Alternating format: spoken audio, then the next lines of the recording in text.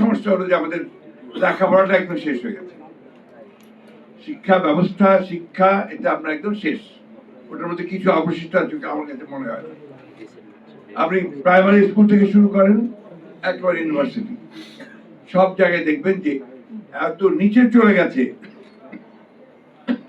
তার মান, এটা ঠিক বলে বোঝানো যাবে না। ক্যাডেট কলেজের ছাত্র Saeed Abdullah, cadet college privileged শিক্ষা প্রতিষ্ঠানের একটা। এই দেশে কম সংখ্যক ছাত্রই সেখানে যাওয়ার সুযোগ পায় এবং এটা সরকার অনেক অর্থ ব্যয় করে। Most privileged.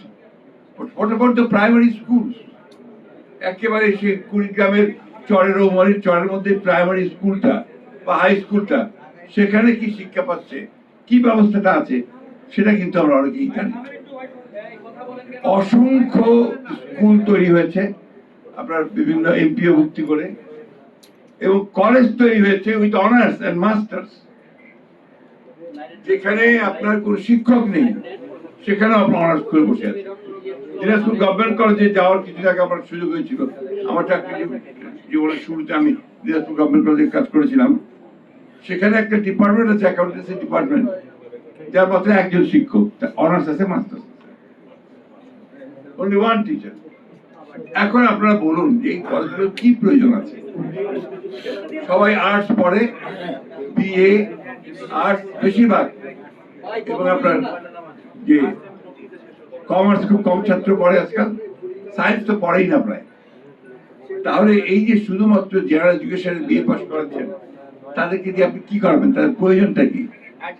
সমাজে তার প্রয়োজন কি? কোনো প্রয়োজন নেই। এবং যার ফলে দেখা যাবে যে তার পুরো শিক্ষাটাই ব্যর্থ হয়েছে। এর মধ্যে কি হয়? ছেলেকে লেখাপড়া শেখানোর জন্য বা মেয়েকে লেখাপড়া শেখানোর জন্য ওই বৃদ্ধ মা তার জমিটুকু বিক্রি করে ছেলেকে পাঠিয়ে দেন ঢাকায় পড়ার জন্য। সেখান থেকে বিএ পাস করে যায় বা একটা প্রাইভেট ইউনিভার্সিটিকে একটা ডিগ্রি নিয়ে যায়, তারপর চাকরি খুঁজে পায় না। এই যে আপনার সারা দেশে অসংখ্য শিক্ষিত বেকার, এটা তো একটা বড় সমস্যা।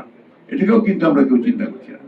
আজকে এই সরকার সংস্কারের কমিশন অনেকগুলো গঠন করেছে, কিন্তু শিক্ষা সংস্কারের কোনো কমিশন হয়নি, যেটা সবচেয়ে আগে প্রয়োজন ছিল, যেটা আমি মনে করি যেটা সবচেয়ে আগে দরকার ছিল। গোটা প্রবলেমগুলোর মূলে ওই জায়গাটাই। আমি যদি আমার যদি শিক্ষাটাই ঠিক না হয়, জ্ঞান যদি আমার না থাকে, তাহলে আমি কি দিতে পারবো বা কি নিতে পারবো, বা সমাজে কোন পরিবর্তনটা আমি আনতে পারবো? আমি নিজের পরিবারের জন্য বা কি পরিবর্তন আনতে পারবো? আপনারা দেখুন মেডিকেল কলেজগুলোতে পরীক্ষার রেজাল্ট কালকে বেরিয়েছে বোধ হয়, তাই না? এবং এতগুলো ছেলে পরীক্ষা দিয়েছে, তার মধ্যে কয়েকটা মাত্র 5,500 ছেলে বোধ হয় সুযোগ পেয়েছে বিভিন্ন আপনার সরকারি